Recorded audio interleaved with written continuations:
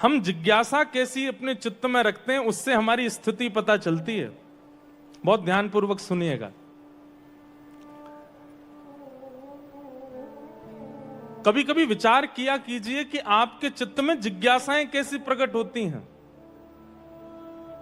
कभी कोई महापुरुष मिलेंगे, कभी कोई आचार्य चरण मिलेंगे, तो हम उनसे जिज्ञासा क्या करेंगे, वह स्थिति देखिए। संसारी स्थिति आती है, संसारी भावनाएं प्रकट होती हैं। हमारे घर की वृद्धि कैसी हो, बालक का कार्य अच्छा कैसे चले, इसका ब्याह कब होगा, या इसके घर में संतान कब होगी, या हमारे व्यापार में वृद्धि कैसी होगी। अगर ये जिज्ञासाएं ही चित्त में रहती हैं ठाकुर जी के सन्मुख और गुरु के सन्मुख, तो इस बात का प्रतीक है, बुरा नहीं मानिएगा, इस बात का प्रतीक है कि आप घोर संसार और घोर कलयुग के द्वारा ग्रसित हो चुके हैं। जब जब ठाकुर जी के सन्मुख जाते हैं या गुरु के सन्मुख जाते हैं, अपने आप को देखिए कि आपके चित्त में क्या प्रकट होता है। आप कहेंगे महाराज जी आपने ये तो बता दिया कि घोर संसारी व्यक्ति का लक्षण क्या है, पर घोर वैष्णव व्यक्ति का लक्षण क्या है? ध्यान से सुनिएगा। जब जब गुरु सन्मुख आएंगे और जब जब ठाकुर जी सन्मुख आएंगे, तब तब हृदय में शून्यता आ जाए, पता ही ना हो, विचार शून्य हो जाएं, शब्द खो जाएं। मुझे पता है कि महाराज जी बैठे थे तो मैं कैसे बोल रहा था। सन्मुख महाराज जी विराज जाएं, सन्मुख गुरुदेव आ जाएं, सन्मुख आचार्य चरण आ जाएं, तो अपनी सारी योग्यताएं भूल जाए।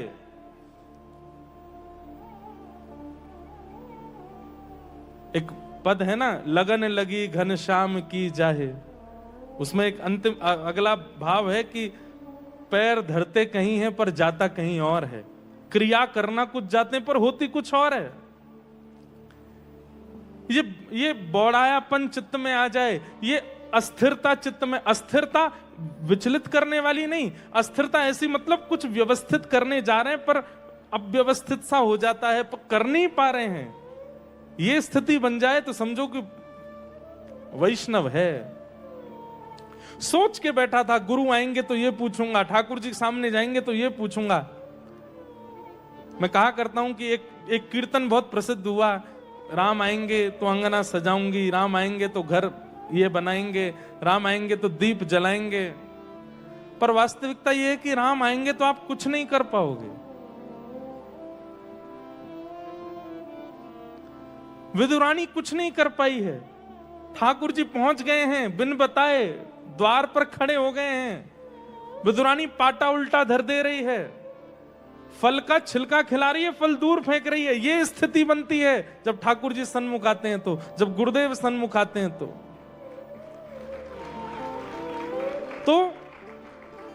आपकी चित्त की स्थिति अगर पता करनी हो तो गुरुदेव के सन्मुख जाकर के अपने चित्त का अनुमान लगाइए कि क्या सोच रहा है, क्या विचार आ रहे हैं। उससे पता चलता है कि हम कितने पानी में हैं।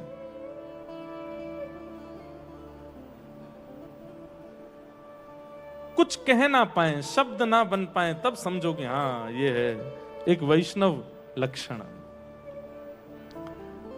88,000 सौनकादि ऋषि बैठे हैं और सूत जी महाराज के सन्मुख एक ऐसा प्रश्न प्रकट करते हैं।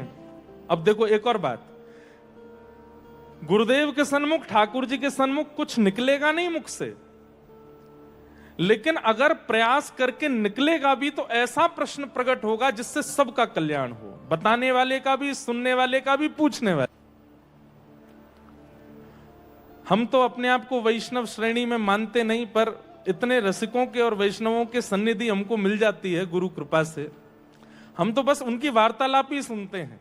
पूज्य महाराज जी के संग रहते हैं, हमारे पूज्य गोवत्स महाराज जी के संग रहते हैं, पूज्य महाराज जी के साथ में रहते हैं, तो बस हम कुछ नहीं पूछते ना, मैं कुछ बोलता, मैं बस देखता और सुनता ही रहता हूं कि किस किस स्थिति के वैष्णव आते हैं और क्या क्या जिज्ञासाएं प्रकट करते हैं।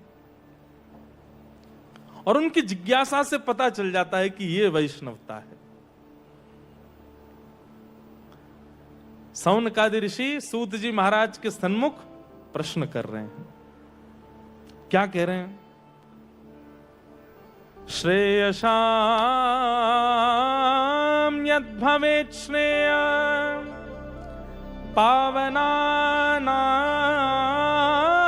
च पावनम् कृष्ण प्राप्तिकरं शाश्वत साधनं तद्वदाधुना। कैसा प्रश्न है हे गुरुदेव, हे सूत जी महाराज। श्रेष्ठ से श्रेष्ठ, पवित्र से पवित्र एक ऐसा साधन बताइए जिस साधन से कृष्ण प्राप्ति शीघ्र हो जाए। हम आप सब लोगों ने कितनी बार अपने गुरुदेव से यह जिज्ञासा प्रकट की होगी कि हे गुरुदेव, भगवान श्री जानकीनाथ जी हमको कब मिलेंगे, हमें बताओ। नहीं करी होगी। हमें श्री राधा रमण लाल कब प्राप्त होंगे, ये जिज्ञासा हमने अपने आप से पूछिए। अंतिम बार कब की थी ठाकुर जी से, अपने गुरुदेव से? नहीं करते हम। लेकिन यहां पहली बार सूत जी आए और सौनकादि ऋषि कह रहे हैं कि भगवान कृष्ण प्राप्ति करम शाश्वत साधनम तद्वदाधुना। ऐसा साधन बताइए जिससे कृष्ण मिल जाए, जिससे कृष्ण प्राप्ति हो। श्रीमद् भागवत कई धाराओं में चलती है, उसमें एक धारा प्रश्न और उत्तर की भी है। श्रीमद् भागवत भक्ति सिखाती है, श्रीमद् भागवत वैष्णवता सिखाती है, तो श्रीमद् भागवत जिज्ञासा प्रकट करना भी सिखाती है। सीख करके जाया कीजिए, अपने सदगुरुदेव के सामने ऐसी जिज्ञासाएं प्रकट किया कीजिए।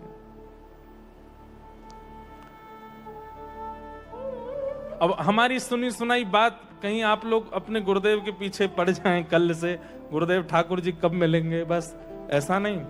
प्रस्तुतिकरण में कुछ तो नवीनता होनी चाहिए।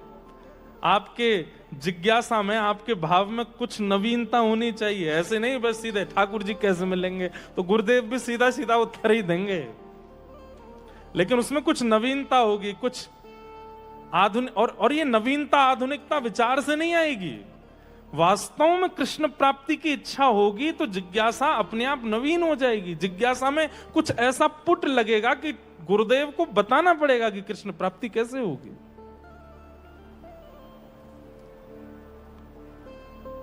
भावना प्रकट करो चित्त में और फिर जिज्ञासा करो।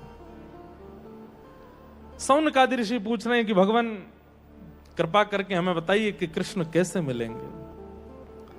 तब जी सूत जी महाराज कहते हैं, काल व्याल मुखग्रास त्रास निर्णास हे तवे श्रीमद्भागवतम शास्त्रम कलौकीरेण भाषितम। प्रश्न ही ऐसा किया गया था कि उत्तर में ठाकुर जी ही दे दिए। उत्तर नहीं दिया, ठाकुर जी दिए हैं। कितनी अच्छी बात है कि जिज्ञासा ऐसी करो कि गुरुदेव उत्तर ना दें, ठाकुर जी को ही दे दें। और यहां सूत जी महाराज ने उत्तर नहीं दिया है, ठाकुर जी दे दिए। बोले क्या कह रहे हैं? इस संसार रूपी काल के सर्प के मुख में हम सब लोग ग्रास के रूप में बैठे हैं। वो काल रूपी ब्याल अपना मुख बंद करे, उससे पहले पहले श्रीमद् भागवत की सन्निधि ले लो। श्रीमद् भागवत की सन्निधि, एक बात बहुत ध्यान से सुन लीजिएगा। आचार्य चरण भी कह के गए, महाराज जी भी कह के गए, और हम भी कहेंगे। आपको ये बात माननी पड़ेगी। जैसे लोग टेंटू गुदवा लेते हैं फिर वो जीवन भर रहता है, ऐसे इस बात को भी अपने चित्त में धारण कर लीजिए, जीवन भर रहे।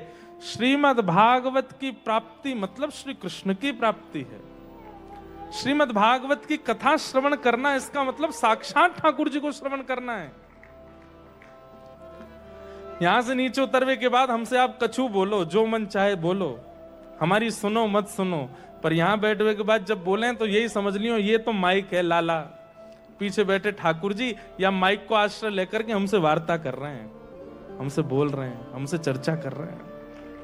और उस भाव को पूर्णतया स्वीकार कर लीजिएगा। श्रीमद् भागवत, अब भागवत का महात्म्य ही तो बताया जाना है कि भागवत इतनी श्रेष्ठ क्यों है। सौनक आदि ऋषियों ने प्रश्न किया, भगवान हम आपसे कह रहे हैं कि कृष्ण कैसे मिलेंगे, आप कह रहे हैं भागवत जी की सन्निधि ले लो, क्या भागवत जी में इतनी सामर्थ्य है कि वो कृष्ण प्राप्ति करा दें?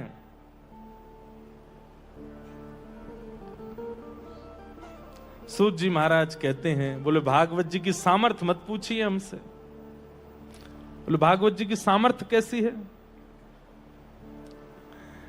बोले भागवत जी की सामर्थ्य कैसी है?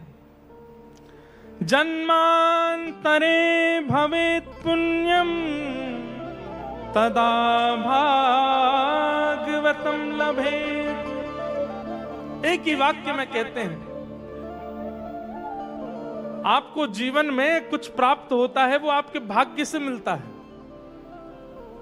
हमें कुछ भी मिला भाग्य से, अच्छी पत्नी मिली तो भी लोग कहते हैं हमारा भाग्य अच्छा था, ऐसी पत्नी मिली। अच्छे बालक मिले तो हमारा भाग्य अच्छा था। संपत्ति प्राप्त हुई, भाग्य अच्छा था। गुरुदेव मिले, भाग्य अच्छा था। सब कुछ भाग्य पर निर्भर है। लेकिन एक बात प्रमाणित रूप से समझ लीजिए, एक जन्म के भाग्य से श्रेष्ठ पत्नी मिल सकती है, 2 जन्म के भाग्य से श्रेष्ठ संतान प्राप्त हो सकते हैं, पर अनेक जन्मों के भाग्य उदित होते हैं तब श्रीमद् भागवत की कथा मिलती है। जन्मांतरे भवेत् पुण्यम तदा भागवतम लभेत। आप कहोगे महाराज जी भागवत के वक्ता हैं इसलिए आप ऊंची ऊंची बातें करते हैं। हम ऊंची बात नहीं कर रहे हैं, हम तो जो लिखा बता रहे हैं आपको। अब सोचिए महाराज जी, जन्मांतरे भवेत् पुण्यम तदा भागवतम लभेत, इतने जन्मों के भाग्य उदित होते हैं तब भागवत जी मिलती हैं।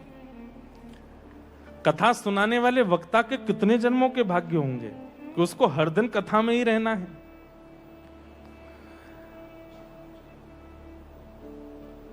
कुछ दिन पहले हमने पूज्य हमारे महाराज जी से निवेदन किया, हमारे महाराज जी अगर संबंध शब्द आवे ना तो आप पूज्य अग्र मलुक पीठाधीश्वर महाराज जी को ही लीजिएगा।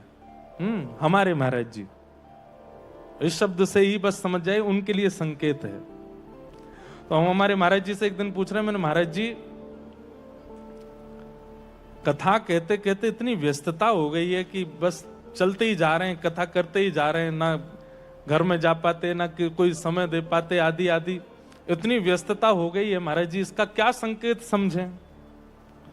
महाराज जी का उत्तर इतना अद्भुत था। देखो, प्रश्न ऐसा करो कि गुरुदेव आपको ठाकुर जी के दर्शन करा दें। महाराज जी ने उत्तर क्या दिया?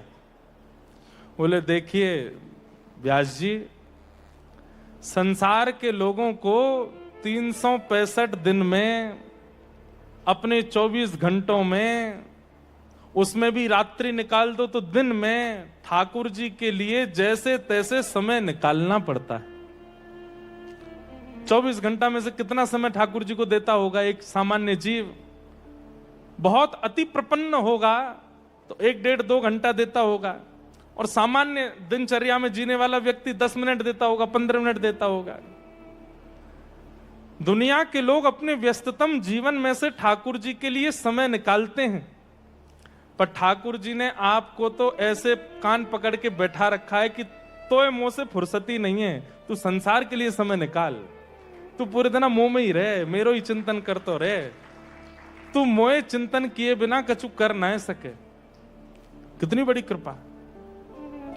365 दिन में अगर हमसे पूछा जाए, महाराज जी से पूछा जाए, व्यासों से पूछा जाए कि आप ठाकुर जी को कितने दिन याद करते हो, तो हर दिन ही याद करते हैं।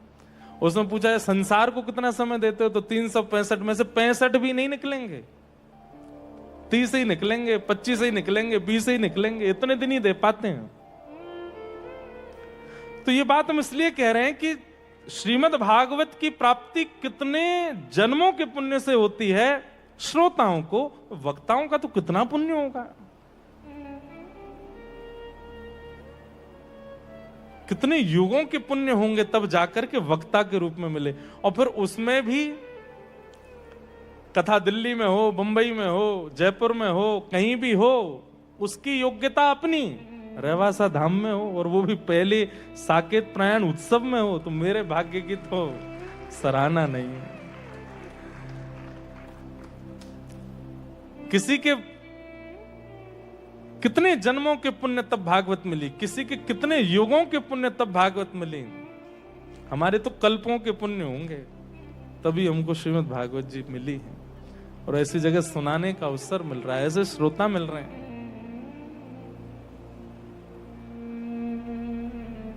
जन्मांतरे भवेत पुण्यम तदा भागवतम लभेत। एक बात तो निश्चित है कि आप स्वीकार नहीं करते हैं भागवत जी को, भागवत जी चुन के बुलाती हैं, और उसमें भी सुनने वाले हजारों होते हैं, अनुगमन करने वाले तो बहुत कम ही होते हैं। हजारों लोग यहां इकट्ठे हो जाएंगे, पर वार्ता पर अनुगमन करने वाले तो कुछ ही निकलेंगे, और जो अनुगमन कर रहे हैं वही चुने गए भागवत जी के द्वारा। भागवत की महिमा बताने लगे। देवताओं को भी दुर्लभ है श्रीमद् भागवत की कथा। सौनकादि ऋषियों ने पूछा, भगवान देवताओं को भी दुर्लभ कैसे हो सकती है, कृपा करके हमें बताओ। तब कहा कि श्री सुखदेव जी महाराज जब परीक्षित जी को कथा सुना रहे थे तो देवता अमृत कलश लेकर के गए, लेकिन तदा देवांजहासः। सुखदेव जी महाराज बोले, भैया भागवत जी की तुलना आप स्वर्ग के अमृत से नहीं कर सकते। स्वर्ग का अमृत सामान्य नहीं है, अमृत शब्द सुनने में सामान्य है, अमृत शब्द की महिमा बहुत सामान्य लगती है। विचार कीजिए, जिस अमृत को प्रकट करने के लिए देवता और दैत्यों को समुद्र मंथन करना पड़ा, भगवान को कच्छप बन करके पर्वत को अपनी पीठ पर धारण करना पड़ा, वो अमृत सामान्य हो सकता है? इतने परिश्रम के बाद अमृत प्रकट हुआ, और उस अमृत को लेकर के देवता खड़े हैं। और शुकाचार्य जी कहते हैं, क्व सुधा क्व कथा लोके क्व काच क्व मणिर्महान् ब्रह्मरात्रो विचार्येवम् तदा देवांजहासः। ब्रह्मरातो विचार्येवम् तदा देवांजहासः। बोले, अरे कांच और मणि की कैसे तुलना हो सकती है? श्रीमद् भागवत और स्वर्ग के अमृत की तुलना कैसे हो सकती है? आदान प्रदान कैसे कर सकते हो आप? और देवताओं से कहा, लेके जाइए इसको यहां से, इसके बदले कथा नहीं मिलेगी आपको। यहां ये बात निश्चित होती है कि श्रीमद् भागवत जी के लिए कोई मूल्य नहीं हो सकता। कई बार वक्ताओं को, कई बार व्यासों को जो तिलक आदि करके आप जो प्रदान करते हैं, वो भी केवल पत्रम पुष्पम के समान ही है। श्रीमद् भागवत जी की तुलना में